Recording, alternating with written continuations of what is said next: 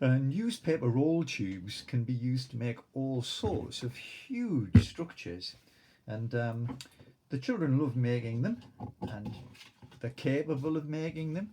A big sheet of paper seems like a very unmanageable thing for a small child, but it can be done. Imagine this sheet of paper could be a newspaper sheet. If you had a much bigger newspaper sheet, well, just fold it in half and crease it first so it's about that size to make it a bit more manageable. And now the children can put a plastic tube on it. This one's full of holes, but that's for a different reason. And we'll call these tubes mandrels. They're just bits of sort of drain pipe tube, but we can use them as rolling rods to roll the tube round. So there's a little technique involved with this, and you've got to have lots of tape ready. When you do this with children, have the tape in little pieces like this and stick it all the way along the edge of the desk so that it's on the edge of the desk ready, because you're going to need about 5 or 6 pieces of sticky tape for each one of these tubes, and you end up sort of a production line manufacturing lots of them. So here we go. So the tube goes on. If you want to show the children this, look, if you were standing up looking down on it, you'd be able to see that that tube isn't lined up with the edge of the paper. So the first thing for the children to do is try and line it up. And when you're looking down on it, you can do that. So line it up, look. So you've got the edge and you've got the tube. So I'm happy with that. Now roll it forward a little bit. Don't let it go anymore. Pick up the paper and wrap it around the tube.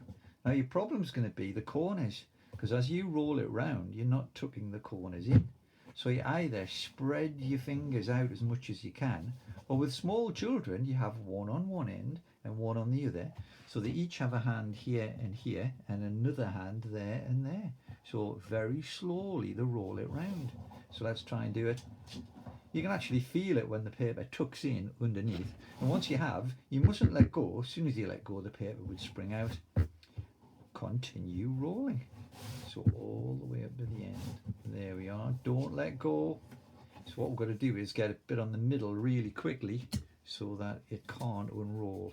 Rub the tape on. Rub it on, because the tape always gets a bit of air underneath it, and you get a much better sort of firmer stick if you rub it. So now we can, at our leisure, go along. Try and do it from the edge all the time. So whichever edge you're sticking it, put the tape on the back of that, and then thumb, look, roll the whole thing round, and that just gives it such a good sort of stick onto the where the seam is, onto the other piece of paper. There we go, look. Fantastic. Now once the children get used to it, it's a fabulous little exercise. They can get the little production line going and see how many can you make in half an hour, and you end up with a great pile of the things. Whoops, the plastic rod is still inside. So here we go. There's a plastic rod. There's our finished tube. So the finished tube, look, what's that, about 440 centimeters long? Maybe a bit bigger, yeah, 442 centimeters long. So what we want to do with that is, look, store it so it isn't going to be sat on, and then it can be stuck together in the corners to lots of other tubes, and you end up making all sorts of things like bridges, towers, houses, ramps, you name it, all sort castles, all sorts of stuff like that. So just paper tubes, that's all it is. Fantastic.